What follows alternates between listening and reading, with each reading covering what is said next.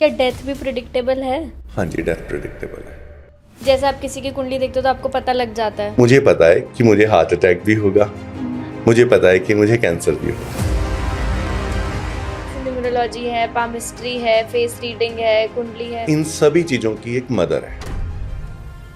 Cancer को, heart attack को बहुत अच्छे से प्रिडिक्ट किया जा सकता है। बुध पीड़ित हो, लगन पीड़ित हो, स्किन से संबंधित बीमारियां जाती हैं। ये सब शुगर और ये बीपी, ये सारी चीजें। Millionaires don't believe in astrology but billionaires does. 10वें भाव का स्वामी बताता है, 11वें का स्वामी बताता है कि किन भावों से पैसा आ सकता है। तो आप उस काम को कर रहे हैं या नहीं कर रहे हैं। इवन शादी के बाद आदमी लॉयल होगा या वो मल्टीपल रिलेशंस में ही रहेगा, ये भी देखा जा सकता है। 2-3 चीजें हैं, अगर वो हैं तो लव मैरिज ही होगी, पक्का गारंटी है। 5th हाउस में शुक्र है, 3rd में है, 9th में है, 11th में है, तो लव मैरिज होगी। इवन जो लोग प्रोस्टिट्यूशन की तरफ चले जाते हैं, उनकी कुंडली में भी यही योग होते हैं।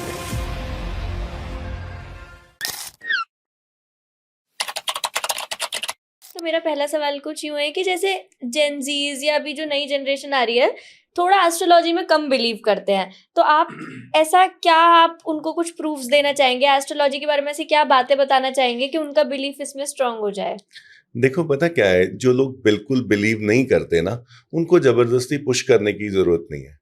जो लोग हाफ बिलीव करते हैं या हाफ नहीं करते, या जिनको एस्ट्रोलॉजी के बारे में गलत पता है, जिनकी जानकारियां गलत हैं, जिस कारण से बहुत ज्यादा गैप भी पड़ गया है, तो वो उनको बताया जा सकता है कि एस्ट्रोलॉजी बहुत ज्यादा साइंटिफिक है, कि जिसको आप एस्ट्रोलॉजी समझ रहे हैं, जो कुछ आप सुन रहे हैं, वो सब उसको एस्ट्रोलॉजी समझ रहे हैं, जिस कारण से बिलीफ सिस्टम कमजोर हो गया।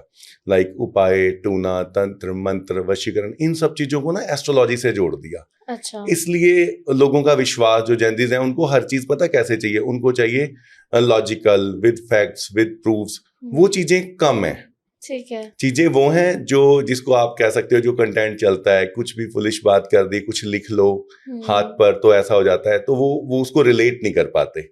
वो समझ नहीं पाते कि एस्ट्रोलॉजी कैसे है, ऐसा करने से क्या हो जाएगा, क्या ही होने वाला है ना। इसलिए वो गैप बढ़ जाता है, उन लोगों को फैक्ट्स नहीं मिल पाते। जिनको फैक्ट्स चाहिए हैं, जो सोचते हैं कि ये हमारा शास्त्र है, इसमें कुछ तो होगा जो हम तक नहीं पहुंच पा रहा, कुछ तो रियलिटी होगी जो पुराने लोग इतना फॉलो करते थे, प्लैनेट्स में कुछ तो सच्चाई होगी, उनको प्रूव किया जा सकता है, समझाया जा सकता है कि ये प्रेडिक्शंस का शास्त्र नहीं है, ये संभावनाओं का शास्त्र है। क्या होने की संभावना है, क्या हो सकता है, क्या होगा, ये दावा होता है, ये एस्ट्रोलॉजी नहीं होती किसी भी तरह से। या क्या बदल देंगे, ये झूठ होता है, क्योंकि बदला नहीं जा सकता, है ना। इस चीज पे बात करी जा सकती है।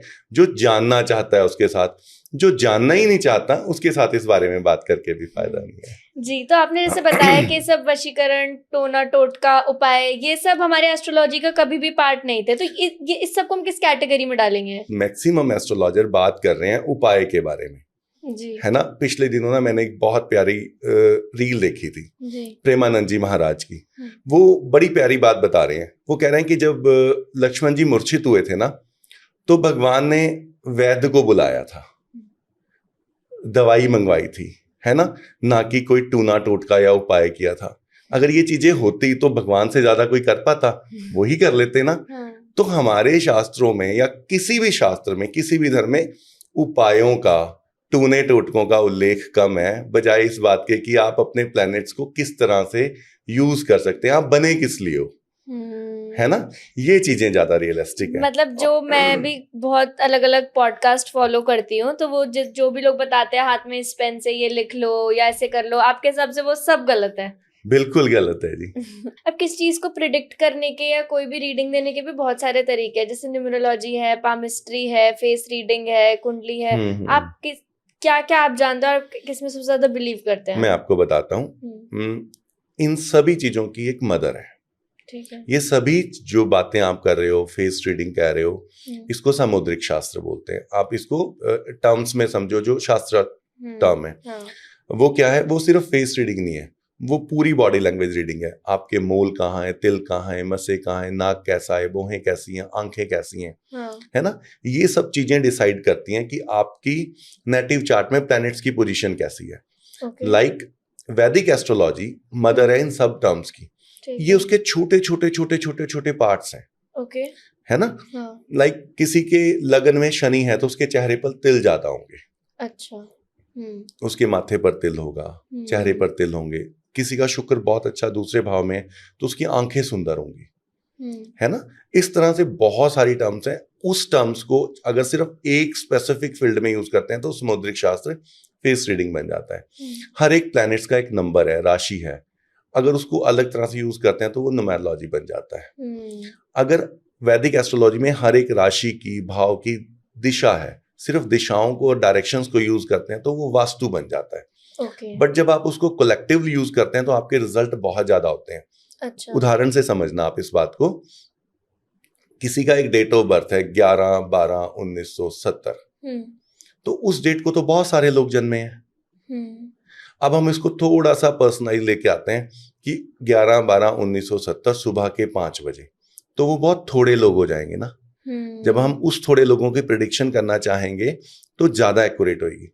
अब हम कह रहे हैं कि 11/12/1970 न्यू दिल्ली, तो वो और थोड़े हो जाएंगे, ठीक है ना? इसके आगे की चीज आती है जब आप उस इंसान की फैमिली चार्ट को भी साथ में पढ़ रहे हो तो वो फिर इंडिविजुअल हो जाएगा, फिर एक्यूरेसी दैट मच लेवल पर पहुंच जाएगी। बट शायद कुंडली तो पर्टिकुलर टाइम फ्रेम की सेम होती है ना, जैसे कुछ घंटों के हिसाब से कि इतने घंटे से इतने में जितने लोग एक दिन में 12 राशियां बदलती हैं। अच्छा, उसको लगन कहते हैं। हाँ। है ना?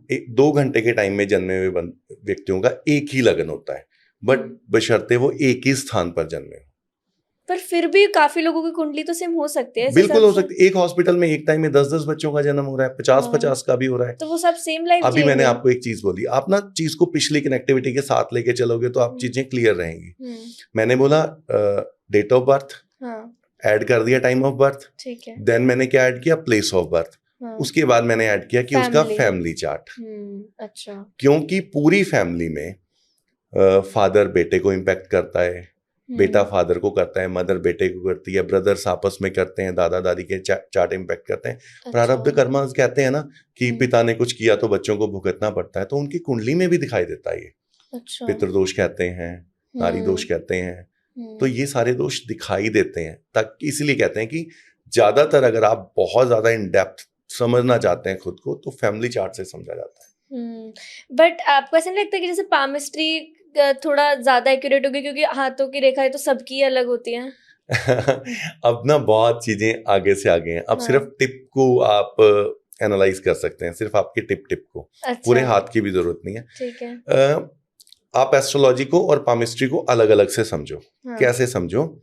कि जो पामिस्ट्री है उसमें ना एक सर्टेन काइंड ऑफ लाइन है और उसकी लेंथ आपके हाथ जितनी है। Okay. If you want to predict the event of date of event, like विवाह कब होगा, तो पामिस्ट्री में उसका एक उदाहरण है कि ये रेखा यहाँ से कट रही है, आपकी यहाँ पर लाइंस पढ़ के बताई जाएंगी कि ये इतने विवाह या इतने ब्रेकअप्स हो सकते हैं। यहाँ से देख के बताया जाएगा इतनी विदेश यात्राएं हो सकती है। चंद्र पर्वत को देख के बताया जाएगा। डेट और एक्यूरेसी उतनी नहीं आएगी। वैदिक अच्छी है, शास्त्र में कोई बुराई नहीं है, दिखाया जा सकता है, बट एक्यूरेसी लेवल नहीं आएगा। अच्छा। इवेंट की टाइमिंग का नहीं आएगा।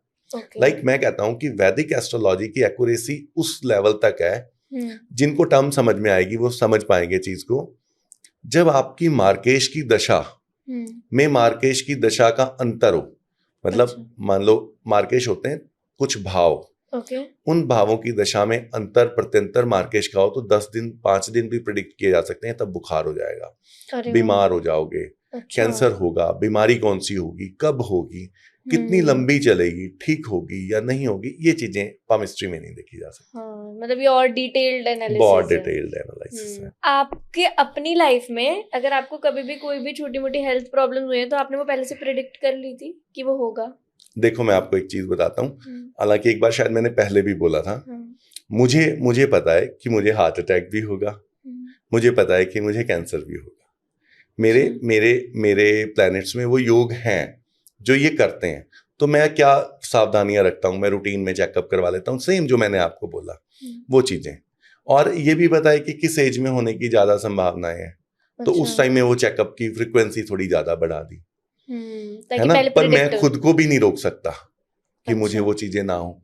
देखो ना, एक कुंडली मिलान एक टर्म है, तो क्या एस्ट्रोलॉजर्स के बच्चों के तलाक नहीं होते? सही बात। उनकी लाइफ अच्छी चलती है हमेशा। दिखना और होने में फर्क है। अच्छी दिखाई जा सकती है, अच्छी होने के लिए तो परमात्मा ही निर्धारित करता है। नहीं, बट ये कितना एक ऑथेंटिक बात है कि आपको खुद पता है कि आपको चीज हो सकती है और आप उसके लिए कॉन्शियस हो कि आपको ये कैसे उसको आगे करना है, बट उसके लिए कोई उपाय नहीं है, कुछ नहीं है, बस आप ध्यान रख सकते हो अपना। एक बात बताइए, जैसे अब सब लोग यूथ में करियर को लेकर तो बहुत परेशान रहते हैं, तो मेरी कुंडली देख, मतलब कुंडली में ऐसे क्या क्या चीजें देख के आप बता सकते हैं कि ये इंसान के पास बहुत पैसा होगा या किसकी लाइफ थोड़ी बिलो एवरेज होगी, उसके क्या क्या साइंस है? ये बहुत बहुत प्यारा क्वेश्चन है रिया, हालांकि ये थोड़ा डिटेल्ड क्वेश्चन है। हाँ, आप आराम से बताइए। है ना, मैं आपको average, below average, extreme good, extremely good कुंडलियां बताता हूँ कैसे होती हैं। ठीक है। कुंडली में ना पता नहीं कितनी राजयोग होते हैं। अक्सर कहा जाता है कि इसकी कुंडली में राजयोग है। आमतौर पे मुझे तो लगता है कि सबकी कुंडली में कुछ ना कुछ राजयोग होते हैं। अच्छा। उन्हें ढूंढना और उन्हें डिस्कवर करना होता है कि अब इसके अकॉर्डिंगली बिहेव कैसे किया जाए। कुंडली के ना 3 सबसे मेजर इंपॉर्टेंट पार्ट है। ठीक है। रूल्स। लगन, फर्स्ट हाउस, इंसान खुद, उसका चेहरा, उसकी पर्सनैलिटी, उसकी सोच, उसकी क्षमताएं, वो लगन निर्धारित करती है। ठीक है। 5th हाउस उसकी एजुकेशन और उसकी सोचने की डायरेक्शंस। ओके। सोच सब लेते हैं, कुछ बुरा सोचते हैं, कुछ अच्छा सोचते हैं। वो डायरेक्शंस 5th हाउस बताता है। ओके। 9th हाउस होता है इंसान की किस्मत। ये तीनों हाउस जिसके बहुत अच्छे हैं वो अबव एवरेज जाएगा। अच्छा। अब जब हमने पैसे को देखना है ना, तो उसमें कुछ योग देखने हैं। मान लो दूसरे भाव में चंद्र मंगल की युति है तो पैसे का फ्लो बहुत ज्यादा रहेगा। मिस्टर मुकेश अंबानी की कुंडली में भी है और ऐसे हजारों लोगों की कुंडली में होगी, बट सारे मुकेश अंबानी नहीं है। क्योंकि सबका 11th हाउस उतना स्ट्रांग नहीं है जो प्रॉफिट्स का हाउस है। ओके। सबका 3rd हाउस उतना स्ट्रांग नहीं है जो एफर्ट्स का हाउस है ना। उसके बाद सेम जैसे हम कैरियर को किसकी कितनी ग्रोथ रहेगी, ये डिपेंड करता है कि जिसके एफर्ट्स, प्रॉफिट्स और सेविंग्स, ये तीनों हाउस एक अलाइन है। अच्छा। जितना एफर्ट करता है उतने रिजल्ट मिलते हैं, उतने प्रॉफिट्स होते हैं और उतनी ही किस्मत साथ देती है। कौन सा हाउसेस है ये? 2nd हाउस सेविंग्स, लिक्विड पैसा जुड़ेगा कितना। ठीक है। 3rd एफर्ट कितना करेगा आदमी, खुद कितना मेहनती होगा। ये भी कुंडली में लिखा रहता है कि हम कितनी मेहनत करेंगे। 100% लिखा रहता है। शनि जिसके 3रे भाव में है वो पूरे जीवन मेहनत करता है। अच्छा। शनि जिसके लगन में है वो लेजी हो जाता है। अच्छा। है ना। मंगल जिसके 3रे भाव में है वो बहुत मेहनत करता है। मंगल इंसान को बेल्ट की, वर्दी की नौकरी देता है। जिसके 10th भाव में अच्छा हो, 6ठे घर में अच्छा हो, 12वें में अच्छा हो, वो अच्छा पुलिस अधिकारी, अच्छा आर्मी ऑफिसर, इन सब चीजों को अडॉप्ट करता है। अच्छा स्पोर्ट्समैन। अगर हम अपनी करियर चॉइसेस अपने कुंडली के हिसाब से ले तो क्या हमारी सक्सेसफुल होने की प्रोबेबिलिटी बढ़ जाती है? मैं चाहती हूँ आप इसको कुछ एग्जांपल के साथ रिलेट कीजिए। बहुत ज्यादा बढ़ जाती है। मैं आपको समझाता हूँ कैसे बढ़ जाती है। इंसान ना हमेशा वो काम नहीं कर रहा होता जिसके लिए वो बना होता है। मोर देन 90% लोग काम ब्रेड एंड बटर के लिए कर रहे हैं और वो काम नहीं कर रहे हैं जिसके लिए वो बने हैं। अर्ली सोर्स ऑफ इनकम का प्रेशर बहुत है ना। बच्चे को बहुत जल्दी प्रेशर में आना पड़ता है कि उसकी फैमिली ने उसकी एजुकेशन पे इन्वेस्ट किया है। सो कैसे रिटर्न आना शुरू होगा, कितनी जल्दी आना शुरू होगा, है ना। ग्रेजुएशन के बाद तो मतलब चाहे वो इंजीनियरिंग करिए या कुछ भी, फैमिली एक्सपेक्ट करने लग जाती है ना कि अब जॉब कब लगेगी। इसमें बच्चे की संभावनाएं खत्म हो जाती हैं, है ना। अब देखो कि बहुत कम लोग होते हैं जो बच्चों को कहते हैं कि आप एंटरटेनमेंट में चले जाओ यार, एक्टर बन जाओ या सिंगर बन जाओ। इवन जो लोग फॉरेन में बैठे हुए हैं ना, मैक्सिमम लोग जो एनआरआईज हैं वो यहाँ से बाहर जाते हैं। हमारे वाले कल्चर के लोग, मैक्सिमम लोग पंजाब से बाहर जाते हैं। उनको जाते सार सबसे पहले किसी पंप पे काम करना पड़ता है, ट्रक चलाना पड़ता है, कैब्स चलानी पड़ती हैं, स्टोर्स में जॉब करनी पड़ती है। ये तो कोई नहीं करना चाहता। अब वहां पर हम देख सकते हैं कि ये बने किस लिए थे, है ना। लाइक एक सिंगर है, मान लो कि गिप्पी गरेवाल है, वो बाहर गए, विदेश में गए, हस्बैंड वाइफ दोनों। उन्होंने अभी रिसेंटली मैं उनका एक पॉडकास्ट में सुन रहा था, उन्होंने बहुत मेहनत करी, बट कभी वो डिश वॉशिंग कर रहे हैं, कुछ और कर रहे हैं। इन सर्टन वो एक चीज उन्होंने सोची हुई है कि मुझे सिंगिंग भी करनी है। कमा रहे हैं और सिंगिंग पे लगा रहे हैं। ऐसा कितने लोग कर पाते हैं? मैं बताता हूँ कि ऐसा उतने लोग कर पाते हैं जो बहुत ज्यादा इंटरेस्टिक हैं, जिनको पता है कि हमारा ये है। वो बताया जा सकता है कुंडली देखकर। अच्छा। देखो ना, अगर मैंने आपको बताया अभी पीछे जिसका मंगल बहुत स्ट्रांग है वो स्पोर्ट्स में बहुत बढ़िया जा सकता है, ठीक है। तो ये देख के पहले क्यों नहीं निर्धारित कर लेते? जिसका चंद्रमा तीसरे या पंचम भाव में है वो सिंगिंग बहुत अच्छी कर सकता है, तो हम उस इंसान को क्यों ना वैसा ही पुश करें। हाँ, मतलब कितना जरूरी है अपनी कुंडली के हिसाब से चीजें करना। अगर आपको एक सही डायरेक्शन में जाना है, जिसमें अपनी भी बात करूं तो मैंने पर्सनली तो शायद कुंडली कभी नहीं दिखाई, पर पहले मैं बहुत अलग अलग जगह पर भटकी, बट मेरे को भी नहीं पता था कि ये सब मेरे लिए बना है। बट हो सकता है मेरी कुंडली के हिसाब से भी ये सब मेरे लिए बना, और अगर मेरे को पहले इसका पता होता तो मैं और एग्जैक्टली आप बने इसलिए थे। हाँ। आप जल्दी पहुंच गए क्योंकि उसमें भी कुछ प्लैनेट्स हैं उत्तरदायी। इस समय आपकी दशांतर दशा ऐसी चल रही होगी रिया जी कि जिसने आपको बूस्ट देना था। ठीक है। कई लोग, सबको बहुत अर्ली स्टेज में सफलता नहीं मिलती, लिखी है तो मिल जाएगी। कोई 50 साल की उम्र में जाकर भी हिट होता है। आपने देखा होगा बहुत से लोग हैं ऐसे जिनको सफलता ही 50 के बाद मिली, 60 के बाद। शनि 42-45 के बाद देता है, तब तक स्ट्रगल ही करवाता है ना। शुक्र अर्लियर में दे देता है, बुध बहुत अर्लियर में दे देता है कि अगर आपको अर्लियर में मिल गई, ज्यादा नहीं भटकना पड़ा। भटके क्या होता है, 2-4 साल का स्ट्रगल तो कुछ नहीं होता आज की डेट में, है ना।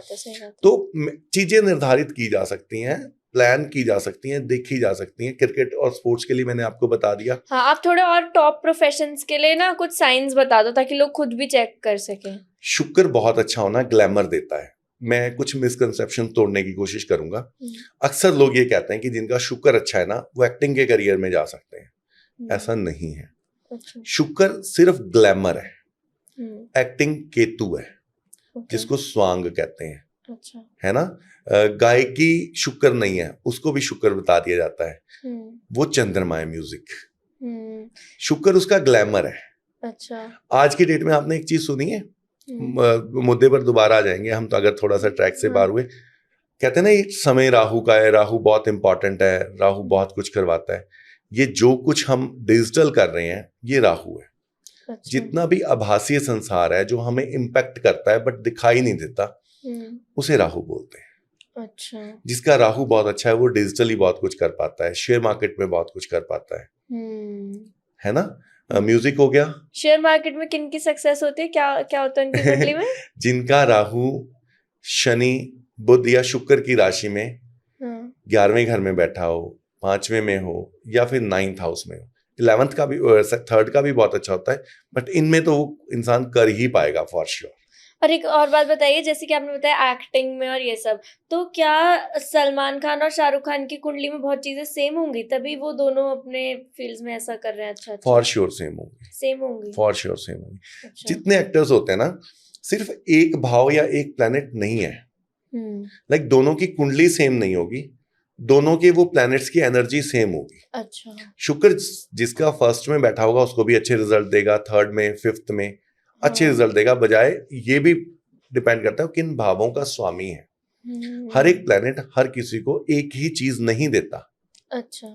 वो किस भाव का स्वामी है उसके देखो, मैं पता क्या कहता हूँ, किसी को ना पॉडकास्ट देख के अपनी कुंडली नहीं खोल लेनी चाहिए, मिसगाइड हो जाता है। रिसेंटली मेरे को किसी का फोन आया और वो बहुत परेशान थी। अच्छा। जनरली जिस तरह से बात करनी होती है, उन्होंने कहा भाई मुझे अभी और बहुत ज़रूरी बात करनी है, मैं परेशान हूँ, मेरा रिश्ता होने वाला है और मैंने अभी नेट पे पढ़ा था कि जिसके 7th भाव में सूर्य या राहु, उसका तलाक हो जाता है।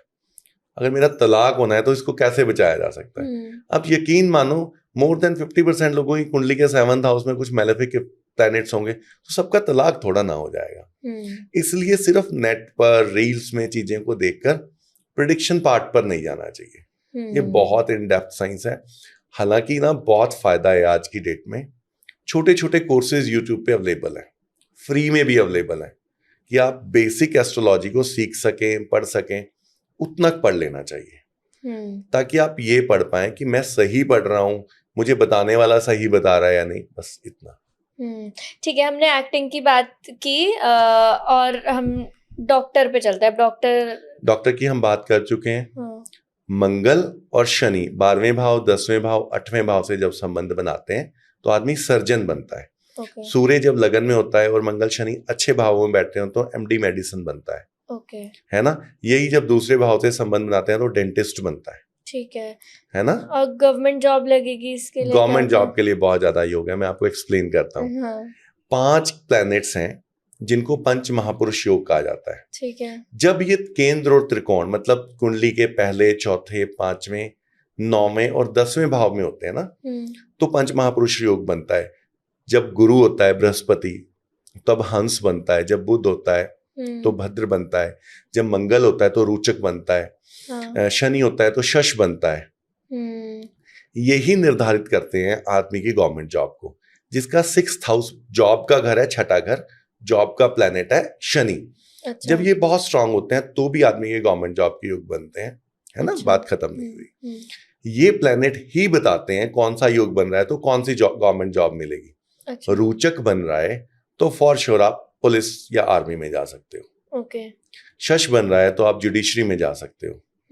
मंगल और शनि के दोनों के योग बन रहे हैं तो अगेन आप डॉक्टरी में जा सकते हो। ओके।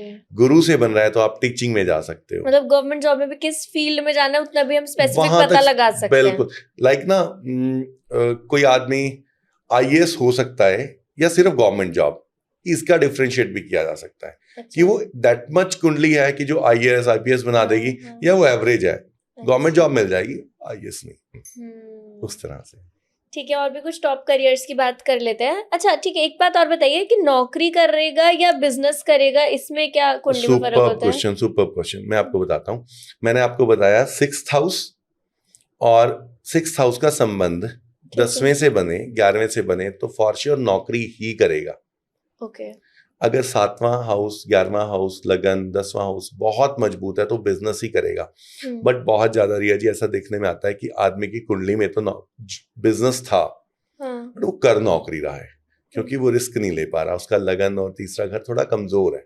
और एक एंजाइटी भी, ऐसे लोगों में ना एक एंजाइटी बनी रहती है कि यार छोड़ना है बट कैसे छोड़ें, कर नहीं पा रहे हैं, करना तो बिजनेस ही है, आइडियाज उनके पास बहुत है, एग्जीक्यूट नहीं कर पा रहे हैं क्योंकि उस ट्रैप से नहीं निकल पा रहे।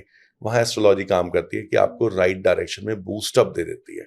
अच्छा, कि हाँ। कैसे प्लान करो कि आप यहाँ से निकल पाओ। एक इंसान पहले एक लूप में फंसा होता है, सोचते चलो अब अप्रेजल आएगा फिर छोड़ूंगा, फिर सोचता है और ये साल पूरा हो जाए तब छोड़ूंगा। पर वहीं पे अगर वो एस्ट्रोलॉजी की हेल्प ले ले तो उनको एक कॉन्फिडेंस भी आ जाएगा कि चलो मेरे कुंडली में यही करना लिखा है तो मैं इसमें ही ट्राई कर लेता हूँ। और कब करना चाहिए, राइट टाइम कब होगा, है ना। ये तो जॉब्स होगी ना, जॉब हो गया, बिजनेस कौन सा करेगा, गुरु से संबंधित करेगा, वीनस से संबंधित करेगा, राहु से संबंधित करेगा, लाइक ग्लैमरस काम करेगा, टीचिंग का करेगा, कार्स का करेगा। इवन आप ये समझो कि इन सब के अलावा एक चीज है जिसको आजकल लोग एज एन कैरियर ऑप्शन ले रहे हैं, वो है राजनीति। उसको भी फॉर श्योर एस्ट्रोलॉजी प्रेडिक्ट करती है। राजनीति भी उतनी आसान नहीं है ना। कई लोग इलेक्शन हारते रहते हैं, कुछ नहीं बन पाता, किसी को टिकट ही नहीं मिल पाती, है ना। कई लोग ना तो इलेक्शन लड़ते हैं, ना हारते हैं, ना जीतते हैं, उन्हें राज्यसभा मिल जाती है या कोई चेयरमैनशिप मिल जाती है बिना कुछ करे। तो ये भी कुंडली निर्धारित करती है कि कौन आदमी कौन सी पॉलिटिकल पोजीशन के लिए फिट रहेगा। बट मतलब आप ये कह रहे हो कि ये पॉलिटिक्स में जाएंगे, ये वाला योग मतलब मोदी जी की कुंडली में भी होगा और राहुल गांधी की कुंडली में भी होगा? देखो, मोदी जी की कुंडली मैंने नहीं पढ़ी। क्यों नहीं पढ़ी, आप इस चीज को प्रैक्टिकली समझो, उनकी कुंडली अवेलेबल नहीं है ना। उनके जन्म का बहुत लोगों ने बनाई हुई है कि ये मोदी जी की कुंडली है, इतने टाइम राज करेंगे। कहाँ से लाए भाई? 8 नंबर कुंडली मानी जाती है उनकी। लगन में चंद्रमा नीच का माना जाता है। जिसके लगन में चंद्रमा नीच का हो वो आदमी थोड़ा खुंदकी होता है, शांत रहता है पर बदला लेता है। अच्छा। वो इसलिए बना दी गई कि उनकी पर्सनैलिटी वैसी है। राहुल गांधी जी की कुंडली में जो राजयोग है वो उतने बड़े नहीं है। वो इसलिए नहीं, मैं बता रहा हूं कि मे भी हो सकता है थोड़े टाइम बाद सिनेरियोस बदल जाएं, बट राहुल गांधी की कुंडली बहुत ज्यादा राजनीति में एक्सप्लोर करने वाली नहीं है। अब वहां पर क्या चीज काम कर रही है, उनका फैमिली चार्ट काम कर रहा है। मदर के प्लैनेट्स, फादर के प्लैनेट्स, दादी के प्लैनेट्स। बट मतलब आप दोनों की कुंडली, मतलब मैंने तो बस नाम लिया वैसे, पर अगर आप दोनों की कुंडली देखें तो दोनों की कुंडली से आप बता सकते हैं कि राजनीति है। राजनीति है, मतलब कुछ सिमिलैरिटीज होंगी, बहुत ज्यादा सिमिलैरिटीज होंगी। कैसे होंगी? शनि दोनों का अच्छा होगा, सूर्य दोनों का अच्छा होगा, लगन मजबूत होगा। 4th हाउस होता है आपका कॉन्स्टिट्यूएंसी, जहां से आप इलेक्शन लड़ते हो। राहुल गांधी का 4th हाउस अच्छा नहीं है, फिर भी इलेक्शन जीतते हैं। जानते हैं क्यों? क्योंकि वो अपनी कॉन्स्टिट्यूएंसी से नहीं लड़ते, अच्छा, वो दिल्ली के बॉर्न एंड बॉटअप हैं, यहाँ से लड़ेंगे हार जाएंगे। ओके। वो कहाँ से लड़ते हैं? साउथ से लड़ते हैं, हाँ, अमेठी से लड़ते अमेठी हैं, से लड़ते हैं, है ना? हाँ हाँ हाँ ऐसे। हाँ। अच्छा, मतलब वो भी पता करते होंगे कहाँ से जीत सकते हैं। वो फॉर श्योर पता करते होंगे। एक ना फ्रेज है कि millionaires don't believe in astrology but billionaires does.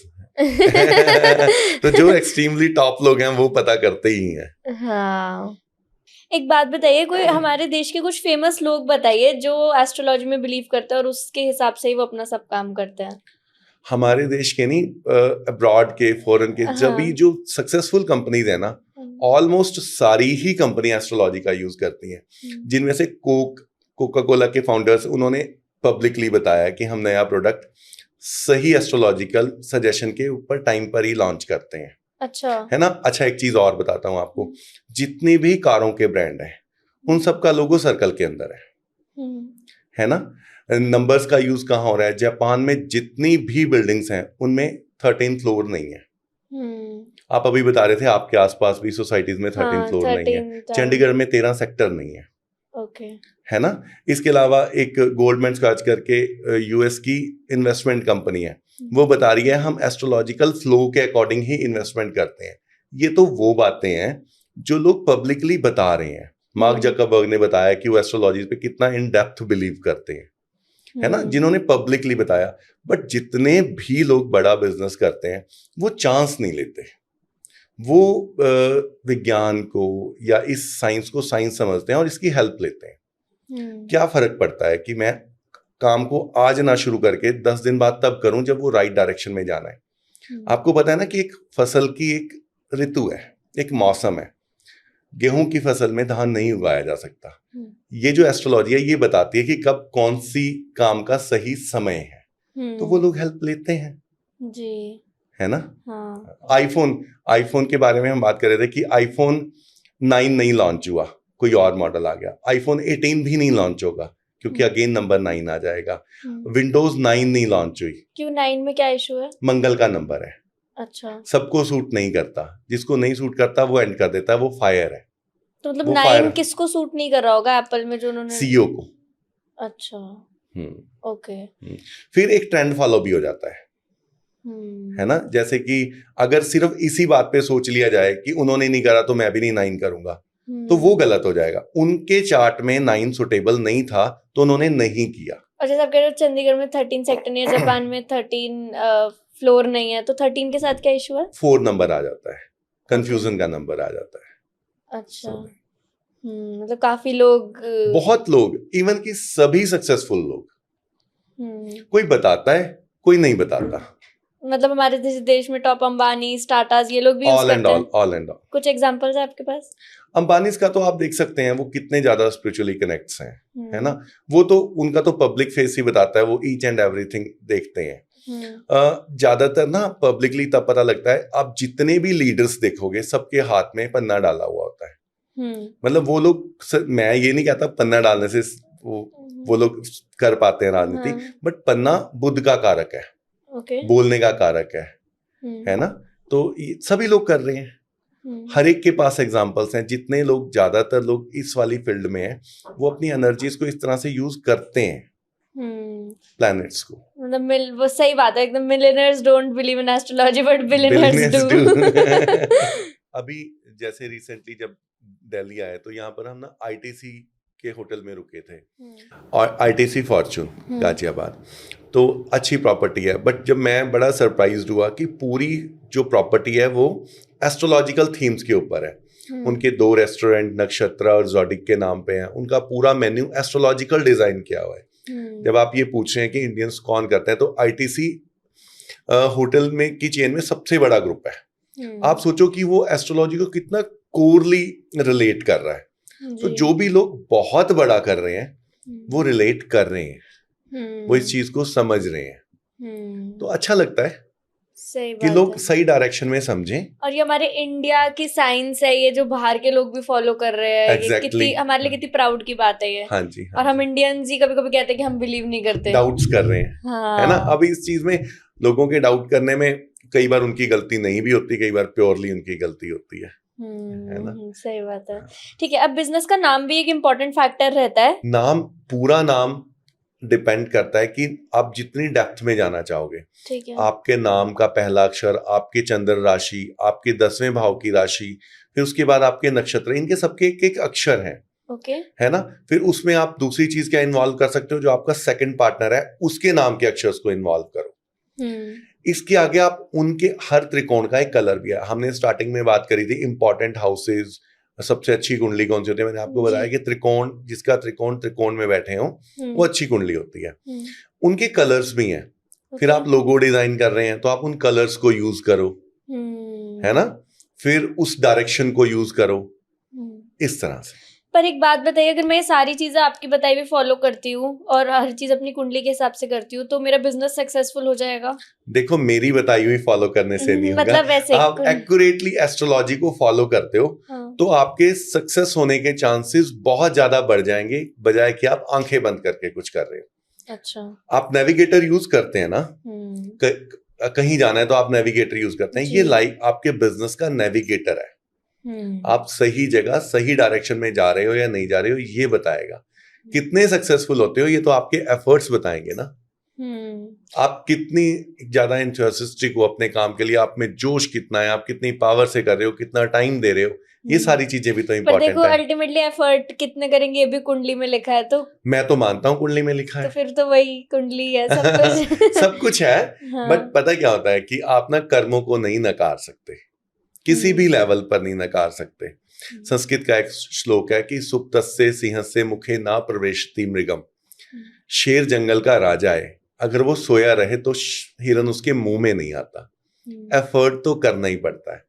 Actually हम बने तो एफर्ट्स के लिए हैं, ये देखें कि सही डायरेक्शन में कर ले। तो एस्ट्रोलॉजी बस हमारी डायरेक्शन सही कर देती है। किसी के चार्ट में ना प्रॉफिट्स बहुत अच्छे हैं। बड़ी इंटरेस्टिंग बात याद आई, आपको बताता हूँ। 10th हाउस अच्छा है, प्रॉफिट्स बहुत अच्छे हैं, बहुत कमाएगा।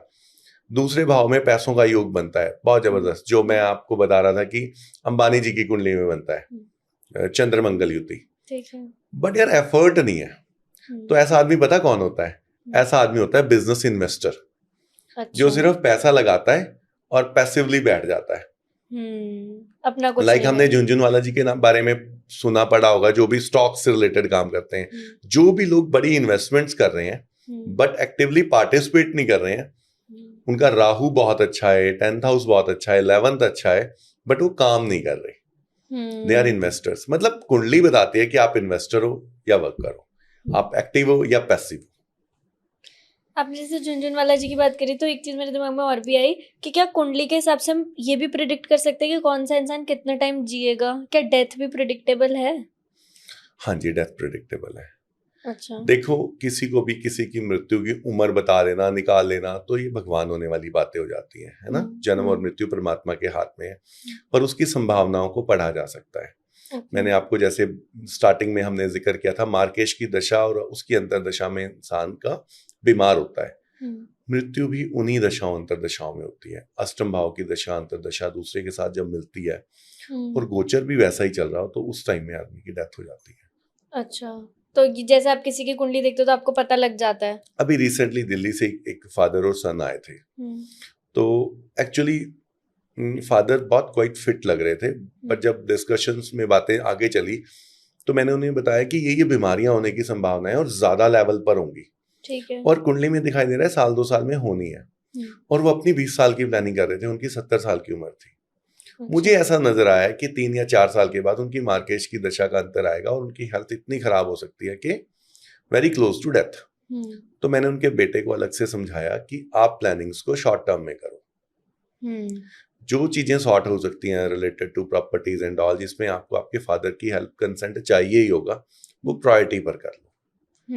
मतलब ये हेल्प है कि अच्छा। आप इसकी ये हेल्प ले लें तो ज्यादा बेटर।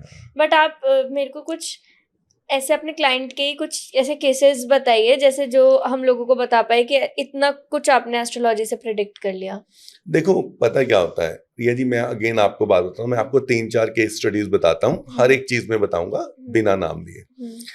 ये सब चीजें बताने का इस तरह से समझाने का एक मोटिव होता है कि मैंने ये कर दिया, ठीक है, मैं ये कर सकता हूं। मेरा ना बेसिक मोटिव वो नहीं है। हम स्टार्टिंग में बात कर रहे थे कि थोड़ा सा डिफरेंट कंसेप्ट है।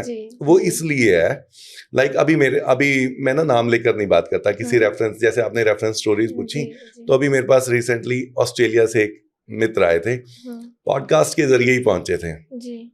उनका ऑस्ट्रेलिया मेलबर्न में मिया मैक्सिको के नाम से फूड चेन है, ठीक है, रेस्टोरेंट है, 2-3 रेस्टोरेंट है, पार्टनरशिप में चलाए हुए हैं जी। तो वो मिलने आए तो अच्छे इम्प्रेस थे। उनको लग रहा था कि मुझसे मिलके वो कुछ चीजें और डिस्क्लोज कर सकते हैं अपनी लाइफ के बारे में। तो लंबी डिस्कशन चली।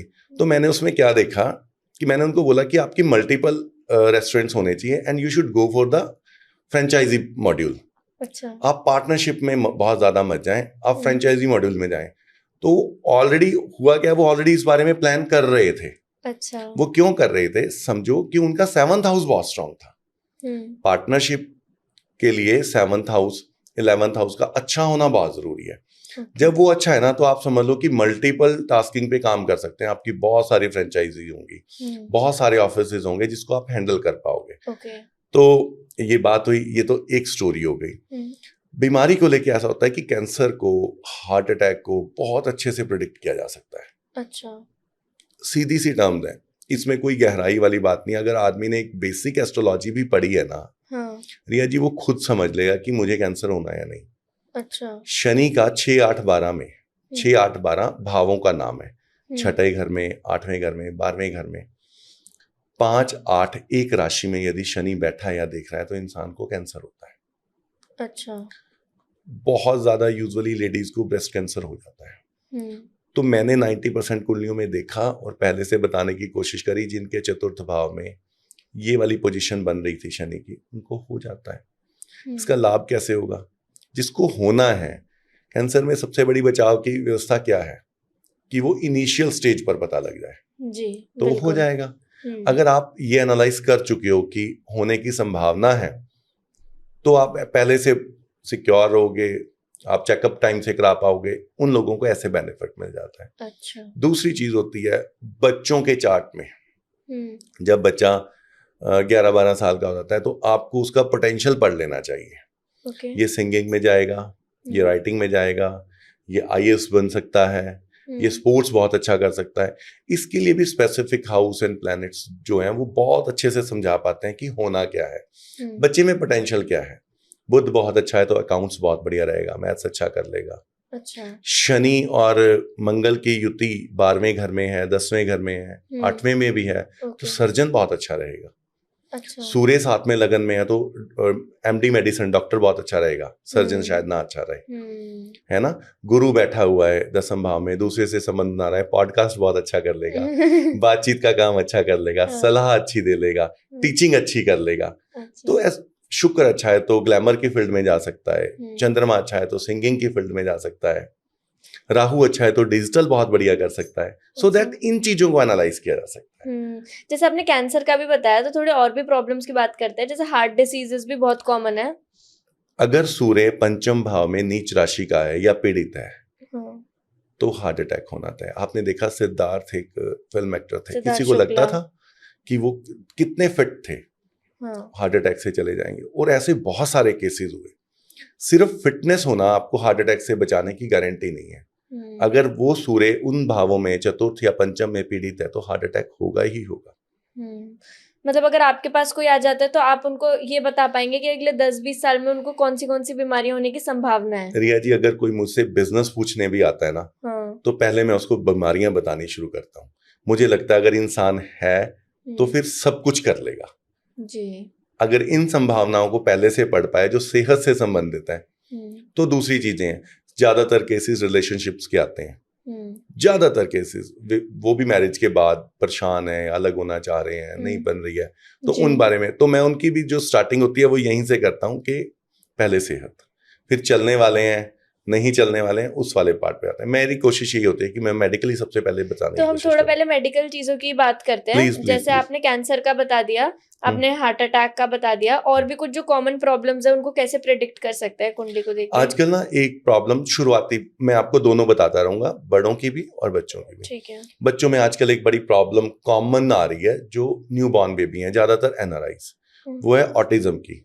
आपने सुना ऑटिज्म? जी बिल्कुल। बच्चे को बोलने में, समझने में, अंडरस्टैंडिंग में दिक्कत आती है। हाँ। पता चलता है 3-4 साल की उम्र में, जब पता लगता है यार तो बोल नहीं पा रहा है, ये चीजों को समझा नहीं पा रहा है। लगन दूसरा भाव, तीसरा भाव जब पीड़ित होता है तो बच्चे को ऑटिज्म होता है। ओके। बट स्ट्रेंज ये है कि मैंने ऐसे केसेस भी देखे हैं जिनमें इन भावों में बहुत प्रॉब्लम नहीं थी, तब भी ऑटिज्म बता दिया किसी ने। ओके। वो क्या होता है? वो असल में ऑटिज्म नहीं होता, कुछ ये डर का बिजनेस है। कुछ लोग वैसे डरा देते हैं, कुछ डॉक्टर्स डरा देते हैं ताकि अलाइन रहे। शनि जब लगन में हो, पंचम भाव में हो, तो चीजों की समझ देर से आती है। लाइक बच्चा 4-5 साल का हो गया, वो उस नॉर्मल बच्चों की एक्टिविटी नहीं कर रहा है, तो कोई भी बोल देता है कि ऑटिज्म हो सकता है। ऑटिज्म कई बार नहीं होता, चीजें डिले होती हैं। अच्छा। तो वो भी हाँ ठीक है। ऑटिज्म की अब बड़ों की है ना, बड़ों में हार्ट का हमने कर लिया। हाँ। अब हम बात करते हैं स्किन की। जब बुध पीड़ित हो, लगन पीड़ित हो, स्किन से संबंधित बीमारियां जाती हैं। अच्छा। चंद्रमा जब भी पीड़ित होता है, देखो चंद्रमा शनि इकट्ठे हो, चंद्रमा राहु इकट्ठे हो, तो आदमी को एडिक्शन की बीमारी हो जाती है, भूलने की बीमारी हो जाती है, रात को नींद नहीं आती, डिप्रेशन सबसे कॉमन प्रॉब्लम है। चतुर्थ, पंचम, लगन और चंद्रमा जब पीड़ित होते हैं तो इंसान को डिप्रेशन हो जाता है। जिसको होता है वही समझ पाता है। बट जब आप कुंडली देखते हो तो सबसे पहले पता लग जाता है कि इस आदमी को बहुत जल्दी डिप्रेशन हो जाता है। अच्छा। है ना, जैसे ये सब शुगर और ये बीपी, ये सारी चीजें। वो जब गुरु खराब होता है, अष्टम भाव में होता है, शुगर, थायराइड, ये सारी प्रॉब्लम्स हो जाती हैं। 5th भाव पापकत्री में हो, ये टर्म्स हैं जो यूज होती हैं। तो थायराइड हो जाता है। लगन जब पापकत्री में हो तो मल्टीपल बीमारियां हो जाती हैं। अच्छा। शनि और सूर्य इकट्ठे हों, राहु की दृष्टि भी पड़ रही हो, तो 100% सर्जरी होती है। ओके। शनि मंगल पीड़ित हो जाए, मंगल खराब हो जाए, तो ब्लड से संबंधित मल्टीपल बीमारियां हो जाती हैं। अच्छा। ये है। अब हम जब बात करते हैं कि एक तो ये हो गया ना कि हमें पहले से पता लग गया, प्रिकॉशंस ले लेंगे, कुछ फर्क पड़ जाएगा। अच्छा, इनमें मैं एक सलाह और देता हूँ। मेरी सजेशंस दरअसल वो नहीं होते कि जिसको मैं आपके लिए कर सकता हूँ या कोई भी एस्ट्रोलॉजर आपके लिए कर सकता है। मेरी हमेशा सलाह वही होती है जो आप अपने लिए कर सकते हो। ओके। मंगल खराब है तो आपको ब्लड डोनेट करना चाहिए। ओके। ब्लड प्यूरिफाई होता है, वो बड़ी साइंटिफिक चीज है। अच्छा। समझे आप मेरी बात? हाँ समझ गए। आपका लगन खराब हो रहा है, शनि खराब हो रहा है, आप टू डू लिस्ट बनाओ, प्लान करके काम करो। तो शनि चाहता क्या है? शनि डिसिप्लिन प्लैनेट है। वो खराब है तो इस मतलब आपको उस पार्ट पे खराबी दे रहा है, तो आप टू डू लिस्ट बनाओ। मंगल शनि दोनों खराब हो तो रेगुलरली जिम जाओ, वॉक करो, स्वेट करो बॉडी को, तो चीजें अपने आप रिकवर होने लग जाती हैं। अच्छा। असल में यही उपाय हैं। एनर्जीज आपको गाइड कर रही हैं कि आप क्या मिस कर रहे हो, आपको क्या करना चाहिए, बजाय कि आप कुछ दबाने लग जाओ, कुछ खरीदने लग जाओ, कुछ पहनने लग जाओ, कुछ खरीदने। ये चीजें से नहीं कुछ होने का। देखो, अगर खरीदने से किस्मत मिलती ना तो फिर अमीर कभी परेशान ना होता। अमीरों को तो फिर बीमारियां ही नहीं होती। कुछ भी ना होता। 2 ब्रदर्स हैं, अंबानी ब्रदर्स। एक टाइम में दोनों एक इक्वल पैसा लेके अलग हुए थे जी। आज वो एक बहुत ऊपर है, एक बहुत नीचे है। किस्मत काम कर रही है ना। अगर वही उपाय खरीदे जाते, न खरीदे जाते, तो अनिल अंबानी के पास तो आज भी इतना पैसा है कि वो किस्मत खरीद सकते हैं, नग खरीद सकते हैं, अनुष्ठान खरीद सकते हैं, उपाय खरीद सकते हैं। इन चीजों से नहीं होगा, प्लानिंग एंड स्ट्रेटजी से ही होगा कि प्लैनेट के अकॉर्डिंग स्ट्रेटजी बनाई जाए। बट एक चीज आप और बताइए, जैसे आप बीमारियों के लिए भी आप बोल रहे थे और इसमें भी आप बोल रहे हैं, तो क्या सही है अपने बारे में इतना जानना? मतलब क्या ये थोड़ा डर भी क्रिएट नहीं करेगा? नहीं, देखो, एक आपने वो सुना है कि जब कबूतर को बिल्ली खाने आती है ना तो वो आंखें बंद कर लेता है कि कुछ नहीं हुआ, कुछ नहीं हुआ, पर बिल्ली तो खाई जाती है ना उसको। तो अननेसेसरी डर को क्रिएट करना और आने वाली संभावनाएं जो हार्डशिप आ सकती है उसको पहले से समझ लेना, दोनों में फर्क है। है ना। अगर तो आप दैट मच स्ट्रांग हैं कोई भी इंसान कि मैं अपनी प्रॉब्लम्स को पहले से समझ के उसको मेकअप कर सकता हूँ, तो जरूर जान लेना चाहिए। खाली अच्छा। बैठ के बीमारी का या फिर बुरे समय का इंतजार करना तो बुज़दिली है। ठीक है, तो चलो ये तो हम समझ गए कि ये चीजें वर्क नहीं करती। अब बात करते हैं कि क्या वर्क करता है। अगर मान लीजिए मेरे को कोई चीज नहीं चालू करनी है, या फिर अभी मेरी लाइफ में पैसों की समस्या है, कुछ है, तो क्या मेरे को करना चाहिए? मतलब क्या, कौन सी टेक्निक्स वर्क करती हैं? देखो टेक्निक्स क्या वर्क करती हैं, अगर आप स्पेशली पैसे के लिए जानना चाह रहे हो कि क्या चीज काम करती है, सबसे पहले तो ना रिया जी, कोई भी एक चीज काम नहीं करती, ठीक है ना। एक कंप्लीट प्लानिंग काम करती है। लाइक कोई भी आप, अगर आप कोई दुकान खोल रहे हो, कोई बिजनेस कर रहे हो, कुछ भी काम कर रहे हो, उसके लिए कोई एक चीज जरूरी नहीं है ना। उस जगह का उपयुक्त होना जरूरी है, लोकेशन का अच्छा होना जरूरी है, स्टाफ का अच्छा होना जरूरी है, आपके प्रोडक्ट का अच्छा होना जरूरी है, तभी काम चल पाएगा ना।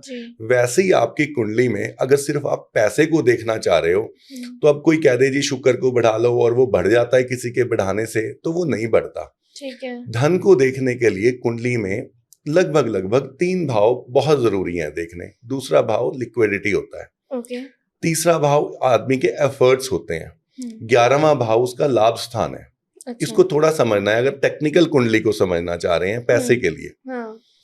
पैसा आएगा कहाँ से, वो 10वां और 11वां घर बताता है। ओके। पैसा रुकेगा या नहीं, वो दूसरा घर बताता है। पैसे के लिए आपके एफर्ट्स कितने रहने वाले हैं, वो तीसरा घर बताता है। और इन्हीं के फिर कुछ रिप्रेजेंटिंग प्लैनेट्स भी हैं। लाइक मंगल चंद्र की युति अगर दूसरे घर में है तो पैसे का फ्लो रहता है। अब इसको ये काम कैसे करेगा, ये काम इस प्रकार से करेगा कि अगर आपकी किस्मत में जो काम लिखा गया है, 10वें भाव का स्वामी बताता है, 11वें का स्वामी बताता है कि किन भावों से पैसा आ सकता है, तो आप उस काम को कर रहे हैं या नहीं कर रहे हैं। फॉर श्योर अगर आप उसी काम को कर रहे हैं, आपकी दशा अंतर्दशा अनुकूल है, तो पैसा आएगा। यदि नहीं है तो समझ लें कि अभी इस काम में नहीं आएगा, किसी और काम में आना है, तो जिस चीज के लिए बने हो वो करें, अन्यथा ना करें, है ना। इस तरह से प्लानिंग करी जा सकती है। आप इसको समझें कि अपने प्लैनेट्स को समझ के ये निर्धारित तो किया जा सकता है कि मुझे क्या करना है, कब करना है, कैसे करना है। पर क्या करने से अमीर हो जाऊंगा, ऐसा कुछ नहीं है। मतलब वो कुछ टाइमिंग, प्लेसेस और ये सब पे हम वर्क कर सकते हैं, ये सब चीजों पे काम किया जा सकता है। बट एक बात बताइए, जैसे अब तो बहुत हसल कल्चर है कि बहुत मेहनत करनी है, ये सब करना है, लोग किस्मत पे, कुंडली पे इतना भरोसा नहीं करते, तो मैं सब किस्मत के भरोसे छोड़ दूं या मैं कितनी मेहनत करूं, ये हम कैसे डिसाइड कर सकते हैं? मैं ना जो हसल कल्चर है उसको पूरा एक्सेप्ट करता हूँ। मैं समझता हूँ कि ये बहुत अच्छा है। अच्छा। मतलब कि आपको अपने कर्म पर विश्वास रखना चाहिए। अभी मैंने आपको बताया कि पैसा कमाने के लिए एक तीसरा हाउस बहुत जरूरी है, जो ये बताता है कि आप मेहनत कितनी करोगे। तो जितने लोग मेहनत करते हैं, क्या सभी को सफलता मिल जाती है? नहीं मिल पाती ना। किसी को बहुत जल्दी मिलती है, किसी को बहुत वक्त में भी नहीं मिलती, किसी को थोड़े प्रयास से मिलती है। इस चीज को ही तो समझना है। समझने का मुद्दा सिर्फ इतना है रिया जी कि क्या करने से और कब सफलता मिलेगी। मिलेगी करने से ही, किसी को थोड़े प्रयास से, किसी को ज्यादा प्रयास से। तो अगर आपको किसी को समझाना हो कि एस्ट्रोलॉजी क्या है, तो आप इजी शब्दों में कैसे समझाएंगे? हमारे में ना एक पंजाबी में जो जिसको आप किस्मत बोलते हो ना, कि जो होना है, हमारे में गुरु नानक देव जी ने उसके लिए वर्ड दिया है हुक्म। ठीक है। कि जो परमात्मा ने लिखा है वो होना है। एस्ट्रोलॉजी उसकी संभावनाओं को पढ़ने का शास्त्र है। जो पढ़ने के लिए ग्रहों की, नक्षत्रों की, समय की, इन चीजों की हेल्प लेते हैं, ताकि आप एनर्जीज, जो प्लैनेट्स हैं उनकी उस एनर्जीज एंड वाइब्स को अपने से कनेक्ट करके ये संभावनाएं समझ सके कि हो क्या सकता है मेरी लाइफ में। अच्छा, मतलब इतना ये सिंपल इसके डेफिनेशन, और लोगों ने इतना कॉम्प्लेक्स इसको कर दिया है। बट जैसे कि अभी बहुत सारे एस्ट्रोलॉजर्स हैं, सबके अलग अलग विचारधाराएं हैं, तो एज ऑडियंस हम किस चीज पे ट्रस्ट करें और किस पे ना करें? देखो ये ना बहुत प्यारी बात है। दिमाग खुला रखने की जरूरत है। ठीक है। कोई भी आदमी समझ ले कि ये समझ के चले कि मैं हूं या कोई भी है, हर एक इंसान का कोई मोटिव है। ठीक है। इसको समझें। और जेनजीज इसको बहुत ज्यादा समझते हैं, या जो भी खुले दिमाग का आदमी है वो सबसे पहले 2 पार्ट में चीजों को समझेगा कि कहने वाला क्या कह रहा है और क्यों कह रहा है। अगर कोई ये कह रहा है कि आप आ जाओ, ऐसा उपाय बताऊंगा आपकी किस्मत बदल जाएगी और लाख रुपया लगेगा बदले में। तो ये उसकी दुकानदारी है। ठीक है। अगर कोई कह रहा है कि कोई कुछ नहीं बदल सकता, किस्मत को नहीं बदला जा सकता, हम सब अपने प्रारब्ध कर्मों के अधीन हैं, एक शास्त्र है, एक विज्ञान है, आप पढ़ सकते हैं क्या होने वाला है और खुद को कोशिश कर सकते हैं उसके अकॉर्डिंगली डिजाइन करने की, तो इनमें आप फर्क समझ पाओगे। और ऐसा नहीं है कि आई एम द ओनली, ऐसे बहुत से लोग हैं जो सिर्फ आपको पढ़ के समझाएंगे कि ये लिखा था ये होगा, बदला नहीं जाएगा। पर कुछ हद तक कंट्रोल तो कर सकते हैं, प्लान कर सकते हैं, प्लान कर सकते मतलब सभी लोग एक छोटा सा एग्जांपल देते हैं कि बारिश होने वाली है, आप बारिश नहीं रोक पाओगे, छाता ले सकते हो जब पता है कि बारिश होने वाली है। हाँ। है ना, इस तरह की चीजें की जा सकती हैं जब आपको पहले से पता हो। बट पता होना चाहिए कि किस बारे में प्रेडिक्शन की जा सकती है और किस बारे में बिल्कुल नहीं की जा सकती। तो किस बारे में की जा सकती है, किस बारे में नहीं की जा सकती? इंडिविजुअली सब कुछ किया जा सकता है। अच्छा। आप किस लिए बने हो, आपका बिजनेस क्या होना चाहिए, आपकी संतान क्या होगी, खास तौर पर आपको कौन कौन सी मेडिकल प्रॉब्लम्स आ सकती हैं और कब आ सकती हैं, मैरिड लाइफ कैसी होगी। अभी एक चीज पता क्या हो रही है बहुत ज्यादा, क्रिकेट को लेके प्रेडिक्शंस हो रही हैं, है ना। इवन आपको याद हो या नहीं याद हो, साल 2 साल पहले टॉप एस्ट्रोलॉजर्स 10-12 बैठे थे और वो प्रेडिक्ट कर रहे थे कि इंडिया वो आईपीएल जीतेगी या नहीं जीतेगी, और वो उस टाइम हार गई थी, है ना, सबने जिता दिया था। क्रिकेट एस्ट्रोलॉजी क्रिकेट की प्रेडिक्शन के लिए नहीं बनी, अच्छा, इंडिविजुअल के लिए ज्यादा बनी है। इंडिविजुअल के अलावा अगर आपका बिजनेस है और आपके पास एक 10 लोगों की टीम है, आप करोड़ों अरबों रुपए का काम उस 10 लोगों की टीम के साथ करना चाहते हो, तो उनकी कुंडली में संभावनाएं और पोटेंशियल छुपा हुआ है। किस आदमी को क्या जिम्मेदारी दी जाती है। मेरी मैक्सिमम कंसल्टेशंस जो हैं वो टीम कंसल्टेशन ऐसी होती है। अच्छा। कि एक बोर्ड है उसमें 10 लोग हैं, किसको क्या जिम्मेदारी दी जा सकती है। हर एक की एक अपनी क्वालिटी है, स्ट्रेंथ है, वीकनेस है, कौन पब्लिक डील ज्यादा कर सकता है, कौन अकाउंट को डील ज्यादा कर सकता है। अच्छा। किसकी स्ट्रेटेजी बहुत अच्छी है ना। शनि और बुध जिसकी कुंडली में अच्छे हैं वो मैनिपुलेटिव होता है, उसकी स्ट्रेटेजी बहुत अच्छी होती है ना। 3rd हाउस में जिसके बुध या शुक्र बैठे हैं उसकी प्रेजेंटेशन बहुत अच्छी होती है ना। जिसका लगन बहुत स्ट्रांग होता है वो लोगों को इन्फ्लुएंस में जल्दी ले लेता है। अच्छा। सो दैट इस टाइप की चीजें हैं जिसको इस तरह से मैनेज किया जा सकता है। बट ऐसा नहीं कि किसी भी चीज की, फिल्मों की प्रेडिक्शन कर दें। फिल्मों की जा सकती है, कब रिलीज होनी चाहिए, कब आपको मैक्सिमम बेनिफिट्स उन चीजों के मिल जाएंगे, ये किया जा सकता है। बट ये इस तारीख को कर दो तो ये हो ही जाएगा, ऐसा नहीं है। प्रॉपर्टी की आपने बात की, तो property investments 10th house Shani and Mangal, 4th house Shani and Mangal, ये बताएगा प्रॉपर्टीज में इन्वेस्टमेंट्स और बेनिफिट्स कितने रहेंगे। अच्छा, हाँ जी, ठीक है। अब हमने बहुत सारी बिजनेस की बातें कर लिया। अब एक और एस्पेक्ट लव लाइफ जो बहुत ही इंपॉर्टेंट होता है किसी की भी लाइफ में, तो उसके बारे में बात करते हैं कि कैसे हमें पता लगे कि हमारे लिए कौन सा राइट पार्टनर है।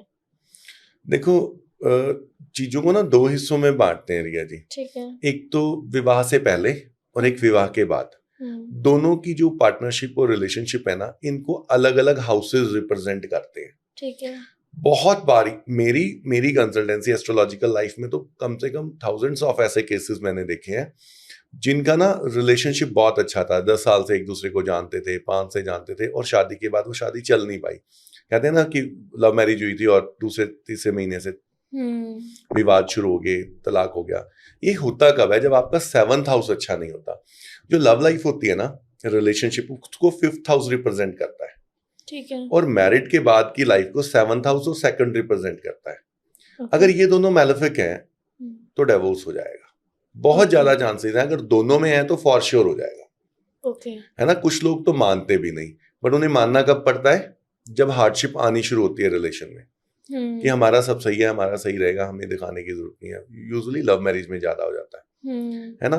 फिर लव एंड रिलेशनशिप में ब्रेकअप कब होंगे? जब 5th हाउस का लॉर्ड मैलेफिक हाउस में जाके बैठ जाएगा, तो उसका लव लाइफ सक्सेस नहीं होगी, उसको पार्टनर चीट कर रहा होगा। है ना। इन चीजों को पढ़ा जा सकता है। तो इनको ठीक भी करा जा सकता है। जैसे किसी का डिवोर्स होना तो क्या वो रुक सकता है? हाँ, मैनेज किया जा सकता है। रोका तो नहीं जा सकता। बताता हूं कैसे मैनेज। आज की डेट में जुपिटर जो है वृश्चिक राशि में है। वृषभ राशि में 2 नंबर में, और उसकी एक दृष्टि पड़ रही है नीच की मकर पर। ठीक है। जिसके भी 7th हाउस में मकर राशि होगी, उनके लोगों में बहुत ज्यादा फ्रिक्शंस चल रहे होंगे, तलाक की बातें चल रही होंगी, और ये सब उनके नेटिव चार्ट में नहीं होगा। तो मैं उनको बोलूंगा कि अपने रिलेशनशिप को मई तक के लिए लिंगर ऑन करो, फैसला मत लो। अगर वो समय निकल गया तो फिर तलाक नहीं होगा। अच्छा, तो मैनेज किया जा सकता है। मैनेज किया जा सकता है। टाइम बहुत इंपॉर्टेंट है। अच्छा, हमारा पार्टनर हमारे लिए लॉयल है या नहीं है आफ्टर मैरिज, ये भी पता लगा सकते हैं हम? बिल्कुल अच्छे से लगा सकते हैं। एक्चुअली पता क्या होता है, कुंडली का जो 12th हाउस होता है वो शय्या सुख का होता है, बेड प्लेजर का हाउस होता है। ठीक है। अगर वहां पर शुक्र, मंगल और राहु तीनों बैठे हैं ना, तो आदमी एक सिंगल पार्टनर के साथ नहीं रहता। उसके मल्टीपल रिलेशंस होते ही होते हैं। ऐसी कुंडली के 8वें घर में, 9वें घर में शुक्र और मंगल इकट्ठे हैं और राहु का इम्पैक्ट है, तो उसके मल्टीपल रिलेशंस होते ही होते हैं। इवन जो लोग प्रोस्टिट्यूशन की तरफ चले जाते हैं, उनकी कुंडली में भी यही योग होते हैं। अच्छा। अगर इसके ऊपर कोई बेनिफिक प्लैनेट्स का इम्पैक्ट ना हो तो आप इसको फॉर श्योर कह सकते हैं। लाइक अगर जुपिटर की दृष्टि है, जुपिटर है एक बेनिफिक प्लैनेट, एक सात्विक प्लैनेट जो चीजों को आपको गलत जा रहे होते हो तो भी रोक लेता है। अगर उसकी दृष्टि है तो बचाव हो जाएगा, नहीं है तो फॉर श्योर आदमी ऐसा ही होगा, आदमी या औरत कोई भी। और इनफर्टिलिटी की भी आजकल बहुत प्रॉब्लम्स है। ग्रेट क्वेश्चन, मैं आपको बताता हूँ। मेंस में और वुमेन्स में दोनों में ही संतान और फर्टिलिटी को 5th हाउस और 8th हाउस से देखते हैं। ठीक है। 5th हाउस में राहु है, सूर्य है, तो मिसकैरेजेस होंगे, मल्टीपल होंगे। ठीक है। वहां पर ना मैलेफिक इफेक्ट है, संतान ना होने के योग हैं, बट अपनी राशि मतलब अपने बेनिफिक राशि का केतु है, तो टेस्ट ट्यूब बेबी होगा। ओके। आप ये देखो कि एक्यूरेसी उस लेवल तक है। कई लोगों को टेस्ट ट्यूब से भी नहीं होता बेबी, कईयों को टेस्ट ट्यूब से हो जाता है। टेस्ट ट्यूब बेबी के लिए केतु उत्तरदायी है। ओके। अगर आदमी के 8th हाउस में मैलेफिक प्लैनेट्स हैं, शुक्र वीक है, कमजोर है, सूर्य के साथ है, तो उसको इंपोर्टेंसी दे देता है। अच्छा। फिर संतान नहीं हो रही है तो आदमी उत्तरदायी है, he is a responsible man. Okay. है ना। अगर लेडी की कुंडली में 8वें भाव में मैलेफिक प्लैनेट्स हैं तो समझ लो कि उसके यूट्रस में कोई प्रॉब्लम है। लाइक जो एस्ट्रोलॉजी है ना, या वो इतनी ज्यादा एक्यूरेट हो जाती है कि जिन चीजों को समहाउ ये होता है कि हमने सभी टेस्ट करा लिए, हमें समझ नहीं आ रहा कि प्रॉब्लम कहाँ है। Like man is too good, woman is too good, सारे टेस्ट हो चुके हैं पर पता नहीं लग रहा है। तो समझ लो कि उस टेस्ट से भी ज्यादा एक्यूरेसी से आप एस्ट्रोलॉजिकल स्टडीज से पता कर सकते हो कि प्रॉब्लम मैन में है या वुमेन में है। अच्छा। कौन से पार्ट पर है। लाइक अगर मैंने बोला 5th पार्ट पर है तो उसकी फर्टिलिटी में प्रॉब्लम है, गर्भाधान नहीं हो पा रहा। बट अगर 8th में है तो यूट्रस के स्टार्टिंग पॉइंट पे प्रॉब्लम है। मेन का है तो वो फिर इंपोर्टेंसी की प्रॉब्लम है। शुक्र के साथ सूर्य बैठा हुआ है तो स्पर्म काउंट की प्रॉब्लम है। ठीक है। इन डेप्थ इतनी तक गहराई तक पढ़ा और देखा जा सकता है। अब ये हमें पता लग गया, बट अब इसका ठीक करने का क्या रास्ता है? देखो मैं आपको एक बात बताता हूँ, मैं अगेन एंड अगेन रिपीटेडली आपको बताता हूँ कि मैनेज एंड प्लानिंग हो सकती है। शुक्र खराब है तो आप कहते हैं, कई लोग ना बहुत से उपाय बताते हैं कि दही से नहा लो या ऑर्गन्स को वॉश कर लो तो शुक्र बड़ा हो जाएगा, यहाँ कुछ लिख लो तो हो जाएगा। ऐसा नहीं होगा। गर्भाधान के लिए एक सही समय का निर्धारण हो सकता है। अच्छा। वो कैसे होगा? जो भी प्लैनेट्स है ना वो रेगुलरली मूव कर रहे हैं, वो वहीं नहीं बैठे, वो लगातार चलायमान अवस्था में है। ठीक है। दशाएं हमेशा बदल रही हैं। जब 5th हाउस के ऊपर बेनिफिक इफेक्ट्स आ रहे हैं, गुरु आ रहा है, गुरु की दृष्टि आ रही है, जिस राशि का है वही राशि आ रही है, और हस्बैंड वाइफ दोनों के चार्ट में आ रही है, तो this is the right time to conceive the baby. ये मेरे साथ पता नहीं कितनी बार हो चुका है कि बेबी नहीं हो पा रहा था, तो ये सजेस्ट किया कि बेबी होना अलग बात है, बेबी कंसीव कब करना चाहिए वो ये राइट टाइम है। अच्छा। तो बिना किसी ट्रीटमेंट के भी हो जाएगा। थैंक यू सो मच, आप आए, आपने बहुत लोगों की आंखें खोल दी, रियल एस्ट्रोलॉजी का हमको मतलब सिखा दिया। मुझे पर्सनली बहुत मजा आया, मेरे खुद के बहुत सारे डाउट्स क्लियर हुए, और I wish you all the best कि आप ऐसे ही पूरे दुनिया भर को बताओगे रियल एस्ट्रोलॉजी क्या है। Thank you ji, thank you so much, आपने बुलाया और इतना ज्यादा टाइम दिया। Thank you so much.